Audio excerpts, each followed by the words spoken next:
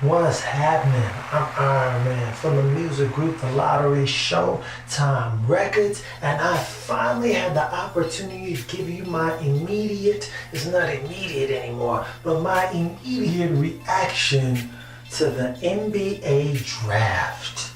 I'm already sweaty. I ain't even got started yet. I just came back from hooping. Okay, I got head-butted in the mouth. Thanks, Ricardo. Nah, that's my boy. I'm just messing with you. But no, I did get the headbutt to the mouth, lips all swole. That's what happens when you're talking. Shh.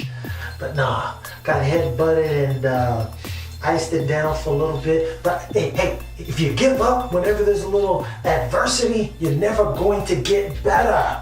You're never going to get better. So I got to give it to y'all 100% at all times, straight with no chaser.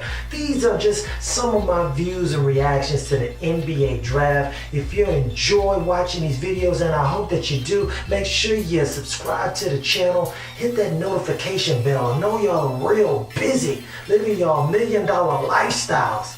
You probably didn't notice that I put up a couple of new videos. Hit that notification bell right there so Google sends you an alert every time there's a brand new video. I appreciate the support. I truly do. Now, I am a lifelong Laker, and I represent the Red Nation, the Houston Rockets, anytime as long as they're not playing my boys in purple and gold. But let me just tell you about a few things that happened in the NBA draft. I want to make this video short and sweet, which is something I'm not really good at doing because I have a tendency to go on tangents. But the number one pick, number two pick, those were already pre-planned. I think Marvin Bagley's going to have a fantastic career.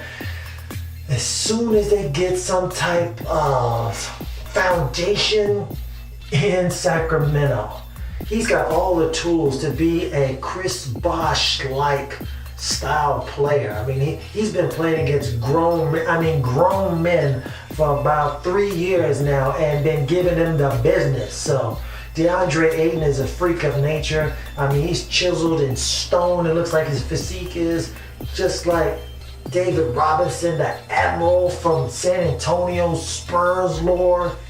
So I don't really worry about those guys, even though there are some questions about DeAndre Ayton's ability to play more than lackluster defense. But I didn't see that. The style of defense that they played, it didn't warrant him playing good man-to-man defense, but I think he can move his feet, and his athleticism will definitely make up for any type of shortcomings that he has. So I expect to see good things from him. Speaking about not playing defense, they said Trae Young, who went with the draft night deal, with the Dallas Mavericks. They wanted Luka Doncic, the wonder kid, from Europe, who's been dominating the EuroLeague. I mean, it's been crazy. This guy's been playing as a professional since like 16 years old, but he's definitely been dominating over there, and they needed somebody to replace, somebody to get the buzz going, some get that feel-good story over there in D-Town, Dallas Mavericks, someone to replace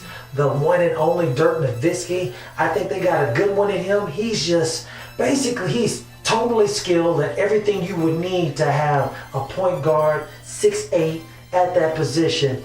His passing is phenomenal. His awareness, his offensive awareness in the game is tremendous. He's just super unathletic.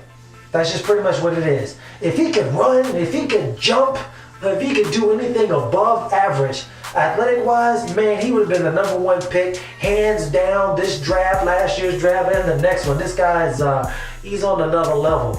I don't know if he's ever going to get any more athletic, because he's, 18, 19 years old right now, so he's going to have to get into the gym and do some strength training, get with LeBron's training regimen, because he's going to definitely need to do something if he plans on really making his mark in the NBA. And then they've got Dennis Smith Jr., who was their pick last year. I think he was number 8 overall.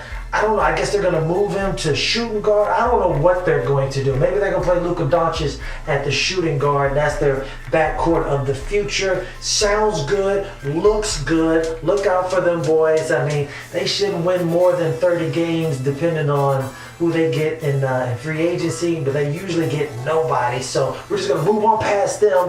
Trae Young got traded to the Atlanta Hawks. They loved him during the workouts. He loved being there. He was familiar with the coach. They had fantastic workouts. They were hoping that they would fall into their hands, and they did. They did what they had to do so they could get that guy. That's why they traded that third pick. They got Luka Doncic because they knew they were going to trade with the Mavs. They did that to get their guy, and they got an extra draft pick, for the service that was performed for them. So they're feeling good about that. All those people saying Trae Young, he is a little bit shorter than I thought he was. He's like 6'1". Steph Curry's like 6'3". People don't really notice that. He just looks small compared to those giants and the rest of the NBA.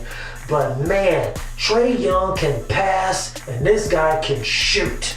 Of course, he's going to put on some weight. He's going to get a little bit more muscular, a little more athletic, hopefully, so he doesn't take too much of a beating. But this guy can shoot the lights out. And regardless of what anybody says, that is a skill that is needed and desired in the NBA. Trae Young is going to do good things. They had the old, I think, general manager or coach from the Warriors, who was around when they drafted Steph Curry. They built that offense around him. They're going to do the same thing in Atlanta. I see potentially great things happening in Atlanta. Look out for that. Not these, but the Houston Rockets,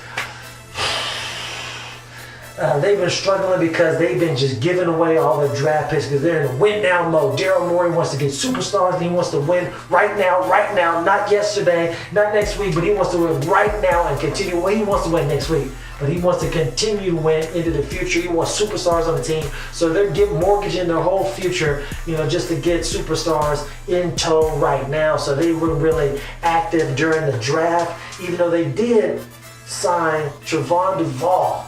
He was one of the most highly touted recruits out of high school, but they signed him. He didn't get drafted. Went to Duke, started at Duke, had a reasonable career there. Well, career, it's just one season. But he was fairly good, but he didn't light up the scoreboards like everybody thought he was going to do. But they realized he's got some potential, and they're in the market to make a whole bunch of trades and land more superstar contracts, more max-like deals. So when you have max players on your roster, you're going to need a bunch of young guys who have low contracts. People get drafted out of the second, or they didn't get drafted, get picked up or signed as a free agent. Those guys fit the bill. Some guys who's athletic, who's got some promise, maybe just need some time to develop. Feel free to give this video a big thumbs up if you enjoy it. We really and truly appreciate it. Leave all your interesting comments right down below, especially the ones where you disagree with everything that I just said. And then subscribe so you don't miss any of the newest and latest views.